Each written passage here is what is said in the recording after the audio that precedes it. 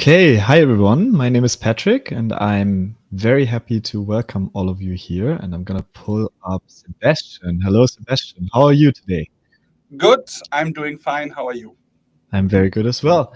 So we have a packed schedule today. We're gonna talk about all things AI agents and Sokosumi and agent marketplaces, and maybe some stuff about how to do agent-to-agent transactions.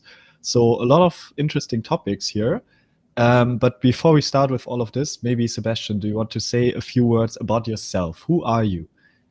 Yeah, hi. I'm from Service Plan, Chief Transformation Officer from the Planet Group, and also Managing Director of Planet Studios.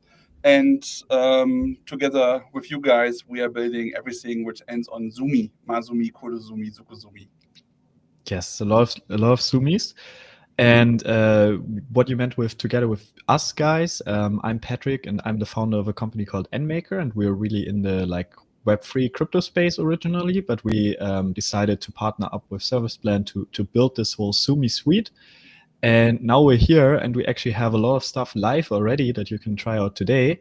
And I think the most interesting one for every one of you out there, every regular user, is Sokosumi. So Sebastian, maybe before we go into this demo of what Sokosumi actually is and what you can do with it, can you tell us a little bit about just the initial thoughts of what we wanted to build with it? Yeah, for sure. So our initial thinking is that we are heading into a future where there will be billions of agents built by many different companies. And I think we are right now in this phase where people are slowly realizing, okay, agents are not just to help you within a company, but we are also entering the age where agents will act across companies. And we started really with the idea to say, okay, how do you manage this? How do you manage the discovery of agents? How do you manage payment of agents? How do you make sure that agents can be held accountable for what they do? So we had all these ideas, and these ideas ended up to be the Mazumi protocol. And at some point, we simply realized, okay, how do you use it, right? And what is the interface to a human? And therefore, we started to build Sokosumi. And Sokosumi is now really a kind of mixture of a marketplace where you find agents from many different companies. That is quite unusual to most other marketplace approaches right now. This is really a completely open system. It is not a tool to build agents. It is really just making agents discoverable and giving it a really good user interface to interact with agents from different companies. And the way we did this, we will show you in a second, is also that it's going really in the direction of being an enterprise productivity tool, because we made the really unusual decision to not make it chat based. Exactly. It's not chat based. It's more email like, I would say, or inbox based rather. But maybe before we talk about all the specific features and how it actually works, let's just jump into it. So what you can see on the screen right now is actually the Sokosumi landing page. So you can literally just go to sokosumi.com today and try it out for yourself. But basically here, it's a regular landing page. It explains a little bit what you can do with it.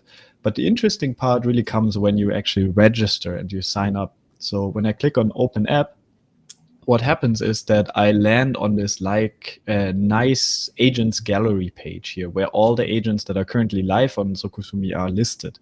So as you can see, there's already quite a few.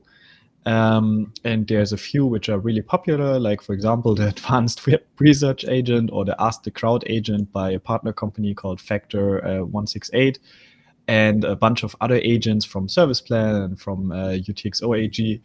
And basically, you can now go in and really hire each one of those agents. And yeah, Sebastian, which one of the agents should we try out? What do you think? So maybe let's start with a really simple one. Maybe just really advanced web research. I mean, it's quite funny that people are using it so lot, but maybe let's stop right here. So every agent has actually a details page. And because it is a decentralized marketplace, you want to understand of what you are getting into. And we designed this details page in a way that you can fully understand of who is really providing this agent and what you can expect. So it has at the very top, you see the name of the company, you see the name of the developer, the amount of credits. We will get into the payment in a second. You can see how many runs it has. And then there's an optional description field where developers are encouraged to really provide you a good idea of what you get and what you don't get.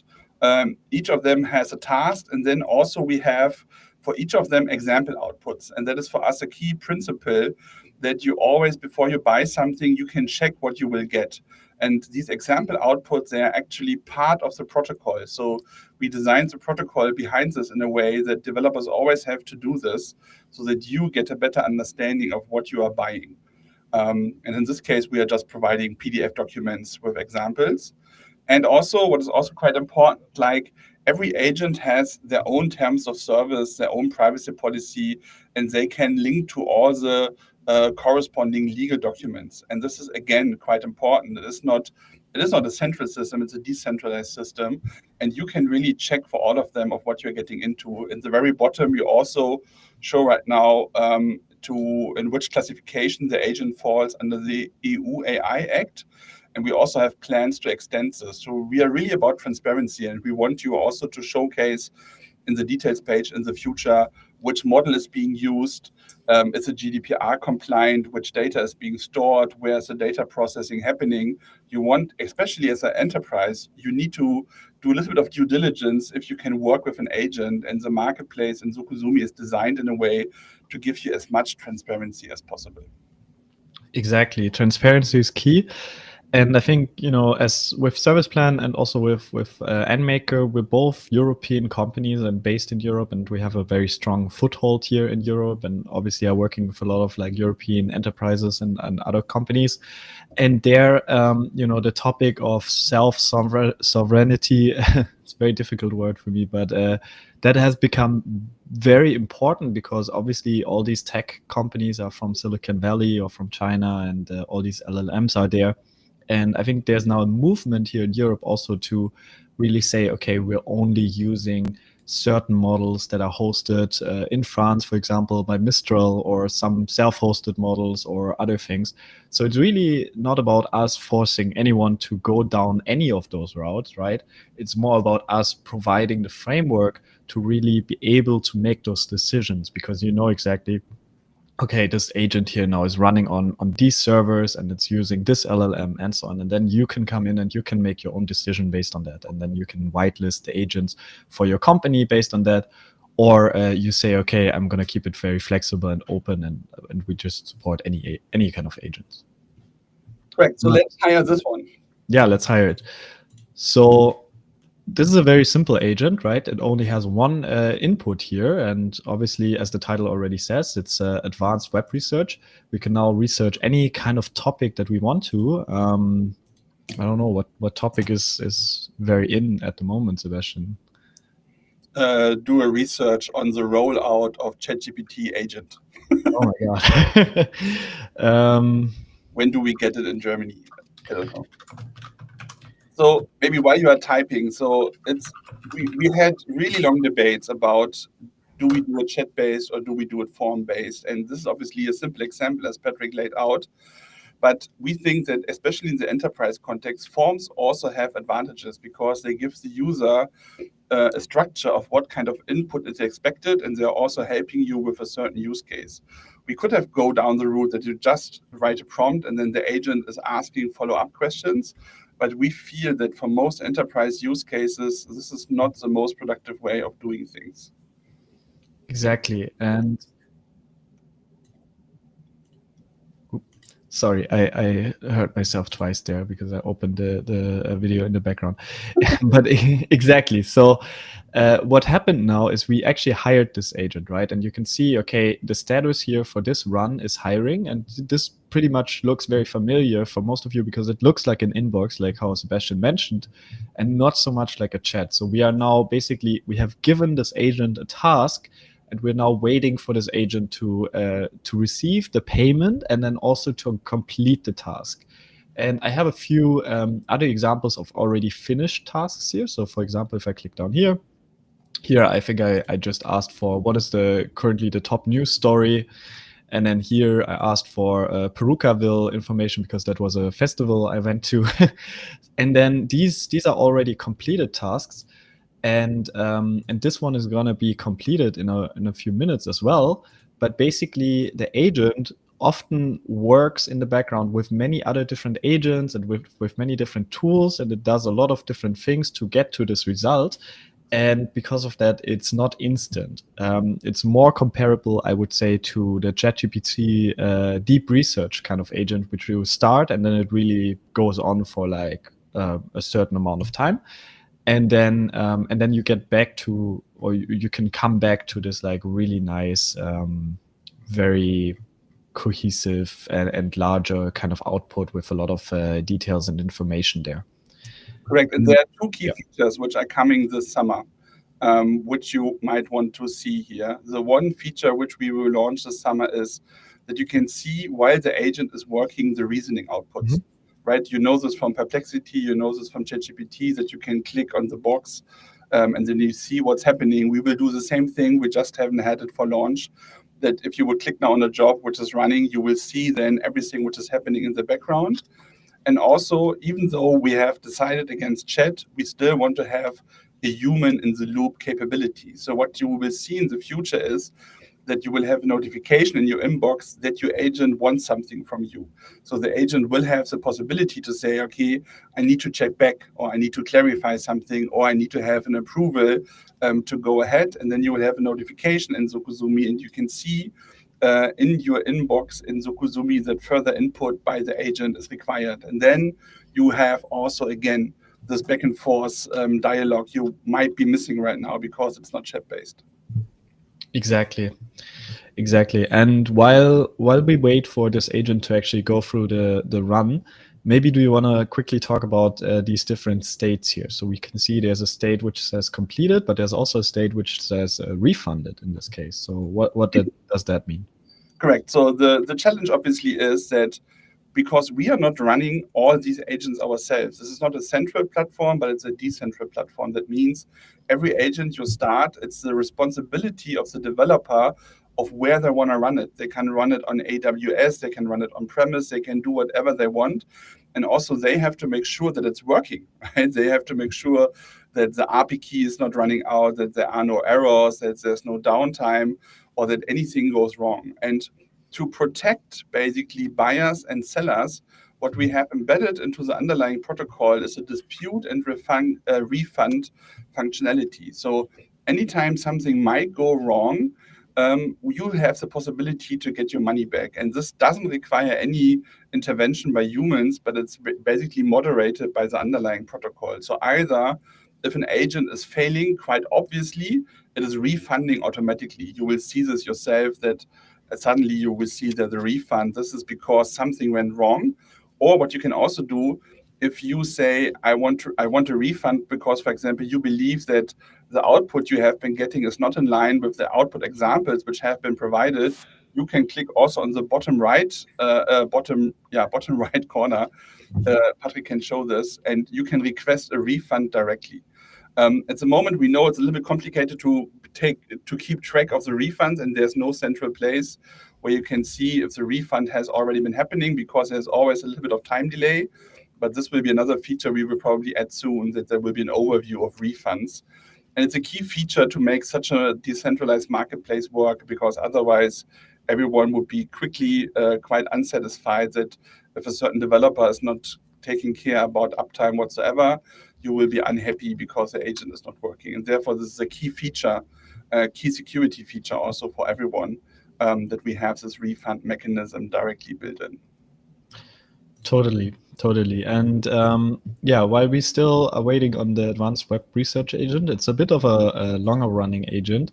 So I see it running here in the background actually, but it just takes some time. Let's actually take a look at some of the other agents as well. So obviously this one is a very simple one. It just does like web research, but it returns a way better result than you would normally get through ChatGPT or any of those other like regular LLMs.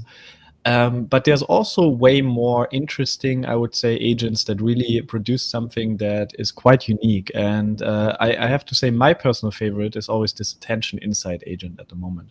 So what this agent does is it's actually an agent made by one of the first partner companies that are available on the platform here. It's called Attention Insight. And basically what it does is it creates artificial heat maps. So instead of having to, set up a whole eye tracking kind of station and get test users and all this kind of stuff for your website, you can just use this agent, and then the agent has access to millions of data points from the past from eye tracking studies to create you an artificial heat map of your website, so you can see immediately, okay, um, you know where does the attention actually of your users go to on your website, and are there maybe parts that you have missed and that you should like do better. And there's again the whole description here and all the information, but we're just gonna go ahead and hire this agent. And I actually prepared a screenshot here, so give me a second. So I have a screenshot here of the House of Communication website. Uh-oh. So this is actually the House of Communication, the service plan website. So let me just select web and general and then click on hire. And now this agent gets hired as well, obviously, exactly how the other agent as well. And we have to wait a little bit. There's like a whole thing running here in the background. But while we wait there, we can take a look at a few other websites that are already done, because I played around with this agent a lot yesterday. As you can see, there's like 10 runs or so from me yesterday. And I'm very impressed by this agent. So for example, here, what you can see is here I actually tested the Sokosumi website in light mode. So that's why it's white and not black, like how you see it at the moment. But I tested this agent gallery to see, okay, where is actually the focus going? And it's quite interesting to see that most of the focus here is going actually on the logo, which might not be the perfect, use case in this case. And maybe we should do something about it. Maybe we should make this logo slightly smaller or like less prevalent there and put something else more interesting up there in the left corner. But then besides that, we see, okay, the remaining kind of attention mostly goes obviously to the titles, and not necessarily the titles which are here on the left, but more the titles here in the middle, which is also really interesting because we are sorting the agents by usage, right? So this one is the most used agent, but it's actually not the one that gets the most attention, as you would expect, really, because it's the first one, right? So actually the agents which are on rank 2 or 3 get way more attention than this one. So that's something I didn't expect personally. But yeah, we get a lot of outputs here. And we can basically do all this and get all this without actually having to, go ahead, as I said, and hire like someone to test it and to do a whole eye tracking study and so on. So I think this is a quite amazing agent, in my opinion. All right, so maybe let's talk a little bit about payment and how this is working while the other stuff is running. So as you can see right now, all these agents, they have credits, right? And one credit equals right now $1. And the way we do this right now is that you basically purchase a kind of prepaid currency. You can do this in the top right corner and go to billing and just select how many credits you want to buy. And it's then a quite typical checkout process provided by Stripe, where you can choose many different payment methods, and then you purchase credits. And the credits you can then easily spend on all of these agents. We still have, until the end of this week, a special offer for you running where when you log in, Patrick can't see it anymore because he already did it. You can, in the top right corner, a big button which helps you to claim 100 free credits, which is an equivalent of $100 right now, to play around with this. And one of the cool things we have done is that we have introduced also, obviously, organizations. So when you click on the top right, you see that Patrick is already part of an organization, and organizations can be managed as you would expect. So you can invite your users, etc. And what you can do is you can switch to your organization and buy also credits for your organization. So you switch from Patrick to his organization. And in that case, you can now organize credits for all of your employees. It's quite basic right now of how we implemented this. So you just purchase them and every employee can spend them. But we have planned many different additional enterprise features so that you can set, for example, spending limits would be one thing. The second thing is that we will allow you in the interface in the future to whitelist agents your employees can use. So this allows you to limit what kind of agents are really available to your organization, where they can either spend credits on or which they can work with in general. So it might be the case that you want to, for example, depending on all this metadata we provide for all the agents, that you say, we can only work with these agents because we maybe have also kind of special agreement with them, or they basically have enough transparency or GDPR compliant, whatever the criterion might be.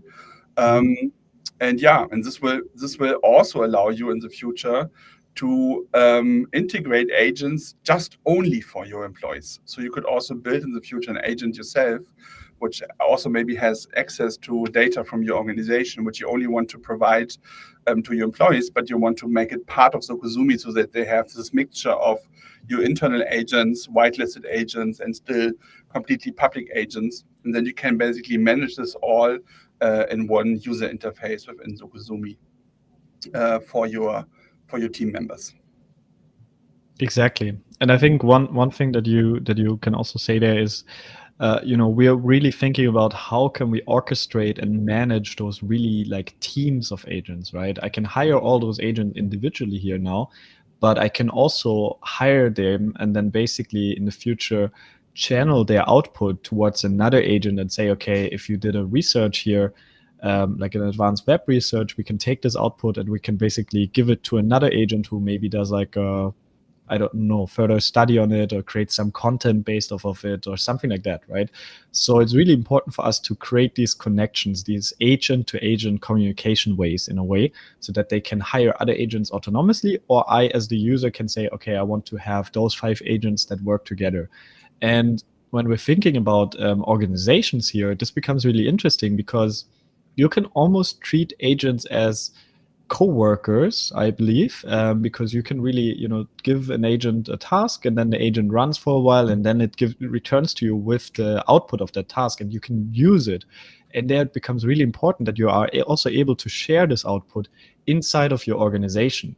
So I think right now, we don't really have that feature yet, but we will have that feature soon, where you are basically able to run agents and then share the output with the rest of the organization inside there.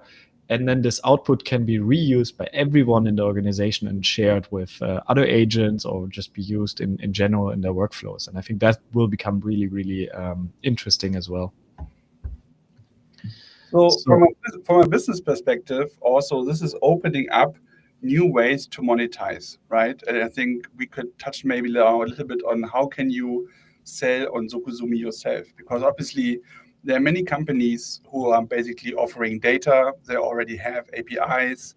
You maybe have already been building your own agent, and now you are looking for ways of how to monetize it, because Sokosumi is open for everyone. And if you build something like an API, like you have data, like you have built your own agent, it is quite simple in order to participate on Sokosumi and to sell your agent and to edit here. Do you maybe want to go into a little bit of a detail, Patrick, of Yes, what is required to do this? absolutely. So Sokosumi is built upon a protocol that we have created, which is called Mazumi.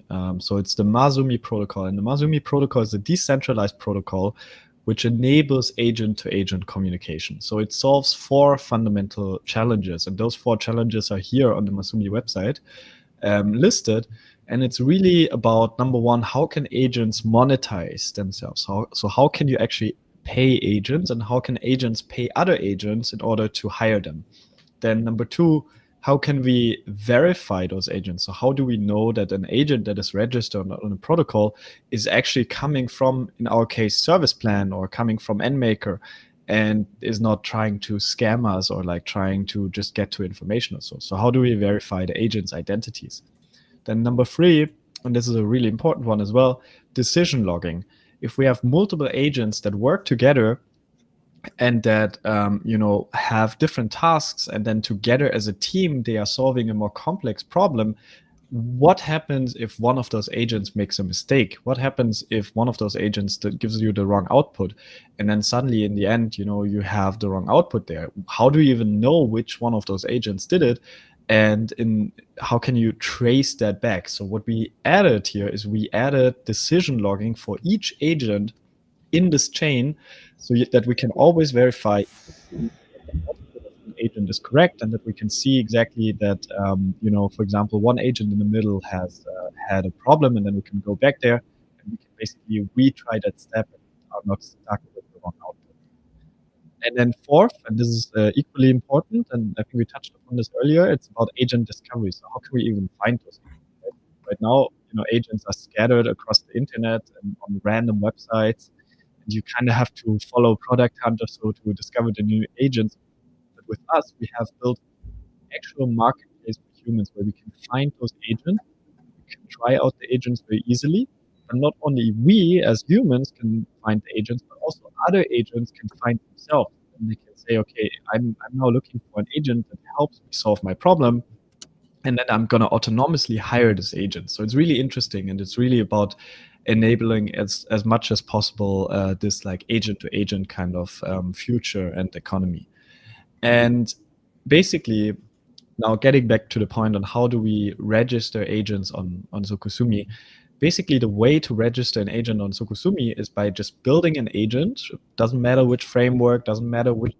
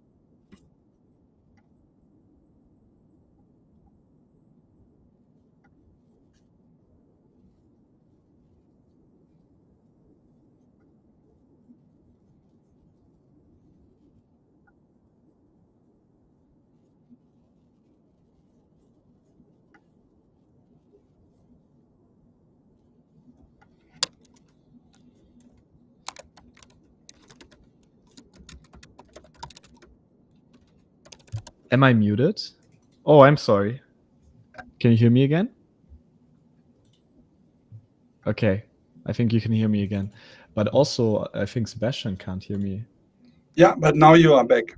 Okay, I'm back. Okay. What part was I stuck on? When you started to show Masumi documentation. Oh, okay.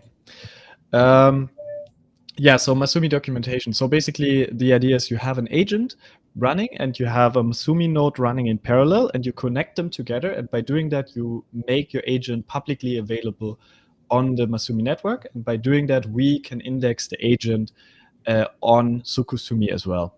And to index the agent on Sokosumi, then you have to go through a little bit of a whitelisting process. So we have, down here, we have a list your agent button, which you can click on, and then you land in this like form.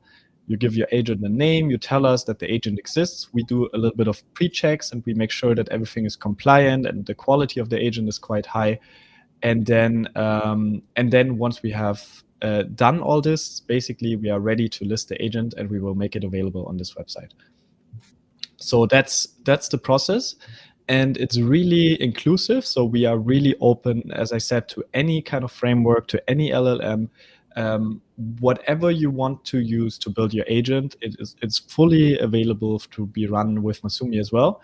And we are always looking for partners and for other companies that want to run their agents on Masumi and actually make them available on this marketplace. So, and when you install the Masumi node, you actually get a quite neat interface to manage all of this. So with the Masumi node, you can see all your transactions, you can register your agents, you can manage your wallets, and we try to make it as easy as possible for someone basically to take part in the Masumi network, to manage their money, to also manage, for example, disputes and refunds.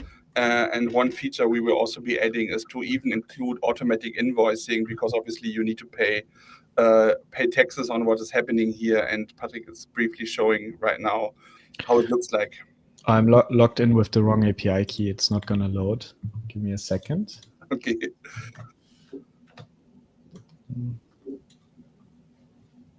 Yeah, you can continue talking if you want to.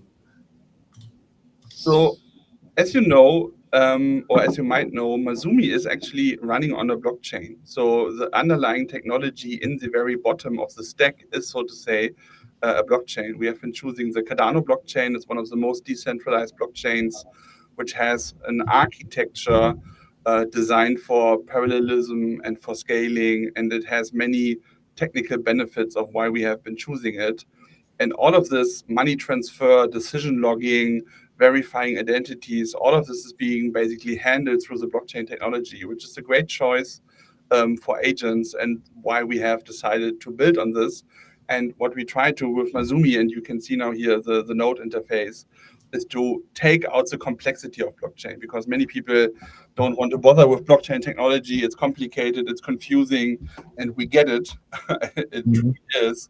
But with this node interface, we want to make it as easy as possible for you to manage agents and to take part in this economy.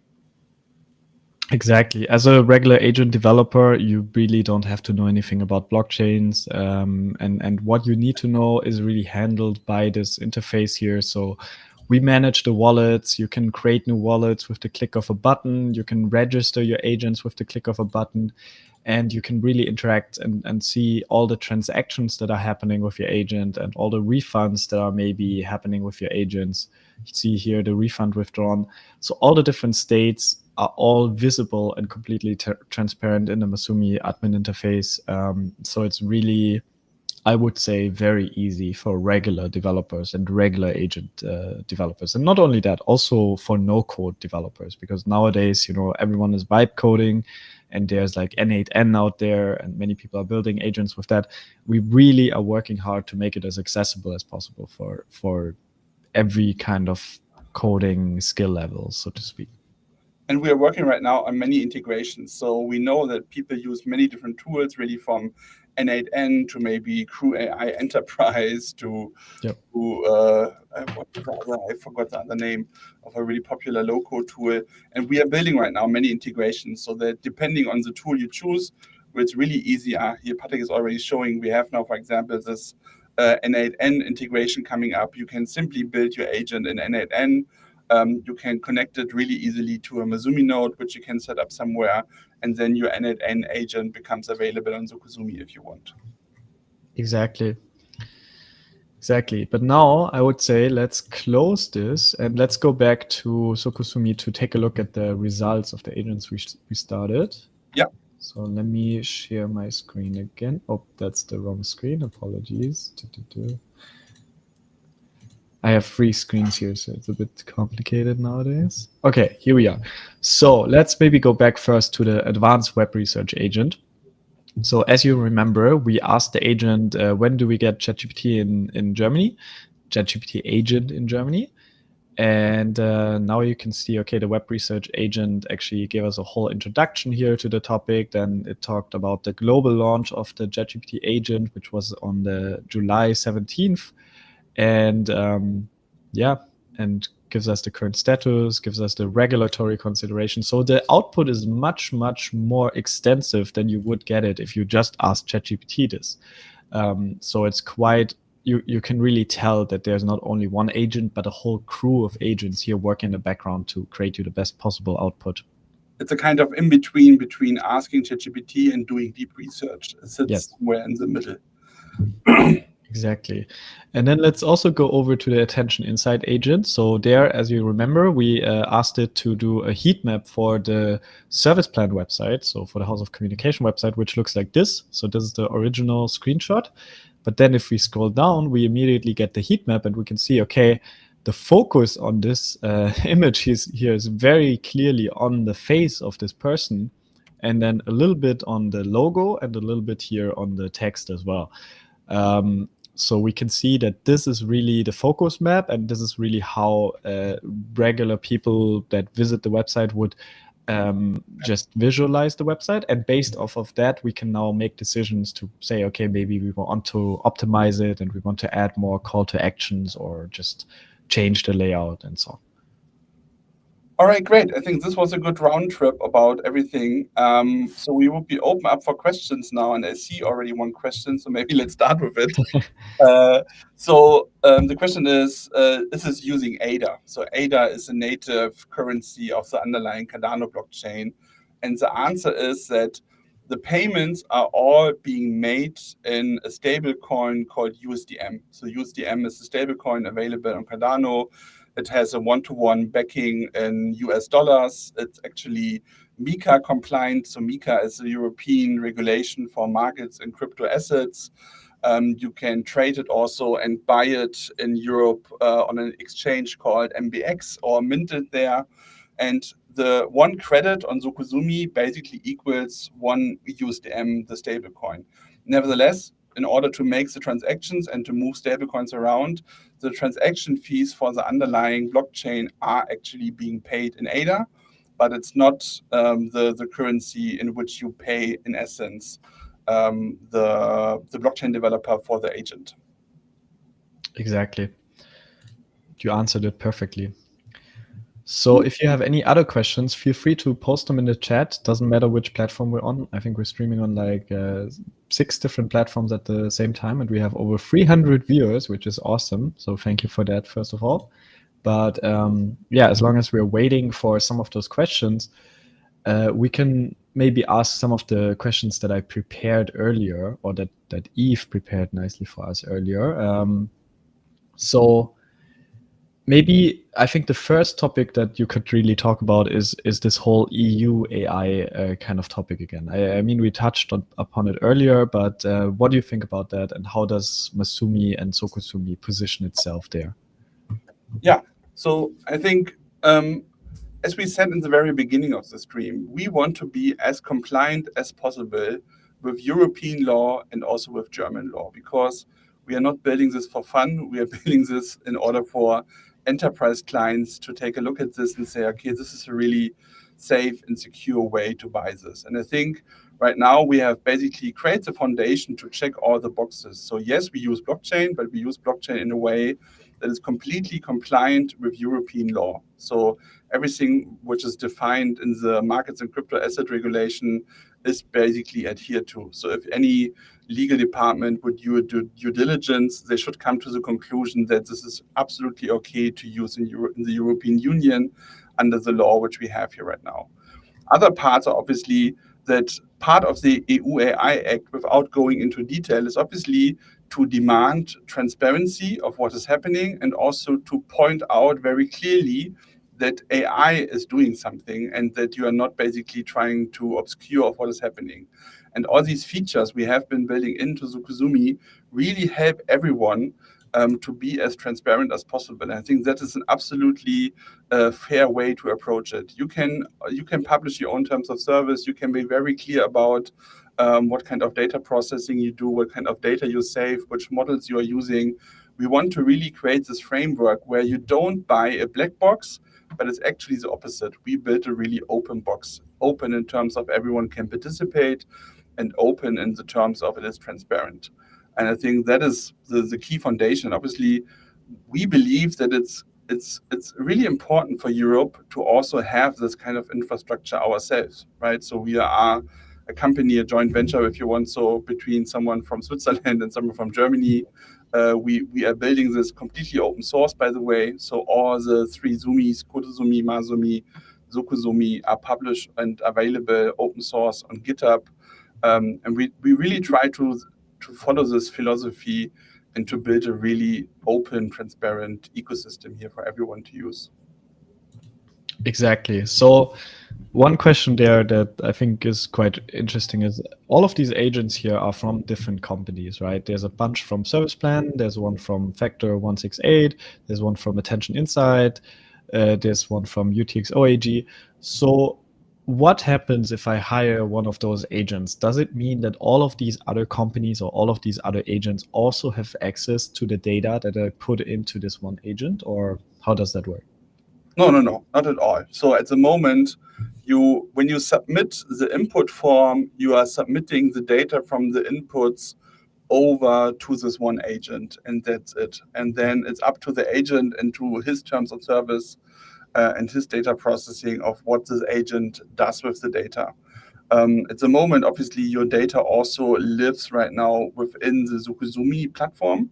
So as basically you see the inputs and the results, obviously, so it's also living here, but it's not being shared at all. And also at the moment, we are also not passing any kind of identification to the other agents. So we are always wondering why so many people use the advanced web research agent, because it's like we only built it by accident because we thought, okay, it might be useful to have this advanced web research agent complementary to the others, but people use it a lot. And I think one of the points is obviously you can use the advanced web research agent without leaving any trail, right? If you use ChatGPT right now, all your conversations are stored forever by ChatGPT. It's also quite convenient, right? They have memory, they know your past conversations. But if it's important for you that you are not storing information forever and that is not directly connected to a person, that is one way right now to use the advanced web research agent. And maybe that's one of the reasons why people use it so much, because it's a good mix of good quality answer and this data is not being stored. Absolutely. And yeah, what would you say about the topic MCP? I know it's a bit of a buzzword and maybe a lot of people don't really know yet what MCP means, but it will become really important in the future. So what is our kind of strategy for that? And and maybe also explain what MCP actually is first. Yeah, MCP is a model context protocol. It has been developed by Anthropic. It has been seen lots of adoption over the last months because it makes it easier for an LLM to connect with a tool or to connect with a data source. So before there was MCP, if you wanted to teach an LLM to use a tool or to connect to an API, to connect to a data source, you have to hard code basically the tool which the LLM is calling to connect. And MCP has basically created an easy to implement standard that the person who is providing the API or providing the data, they can implement according to this MCP standard and set up this MCP server. And there's now one common way for LLMs to connect with other data sources. And this has been quite the accelerator because it makes it so easy. It's always compared to a USB connector to plug in an LLM to a tool and to a data source. And our strategy here right now is that we, first of all, we support MCP for all our 3 different solutions. So there's an MCP server for Masumi. So you can actually directly, for example, connect from Claude Code to the Masumi network, and you can use all the agents directly from within Claude, or basically within any other MCP client who is supporting the MCP protocol. So in this case, you could do it yourself. You don't need to use Sokosumi. You are just integrating all of these things directly into Claude.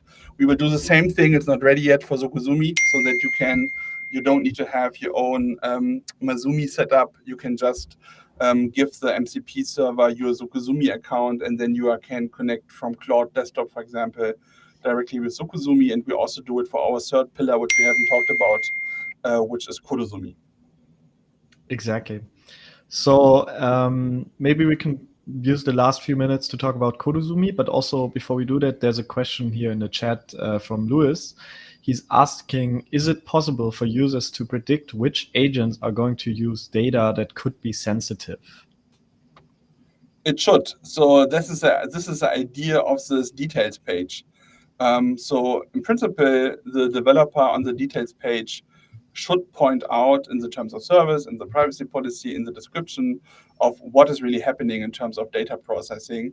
And we will make it easier to see this in the future, because without having to read through all the different steps, what we will do is to offer at the bottom where you see right now the EU AI classification, also more insights into which data model is being used, is it GDPR compliant, what kind of data is being stored. So we try to make it easier moving forward to see this.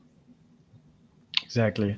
So now then let's talk lastly about the third pillar of Masumi and the Masumi network, which is Kodosumi. And I think Kodosumi is the most technical one out of the 3, right?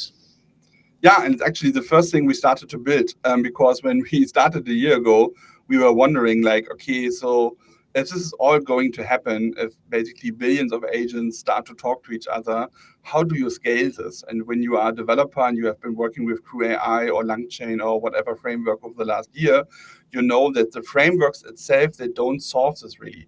There are sometimes premium features like Crew AI Enterprise or now also the LangChain platform, which makes it easier for you to scale an agent.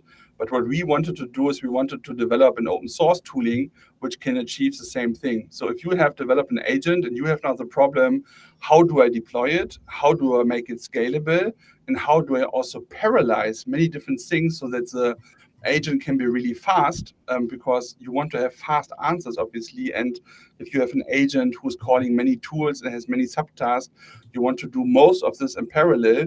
We have developed Sokosumi, and Sokosumi is just, in essence, a wrapper around a really popular cluster technology called Ray.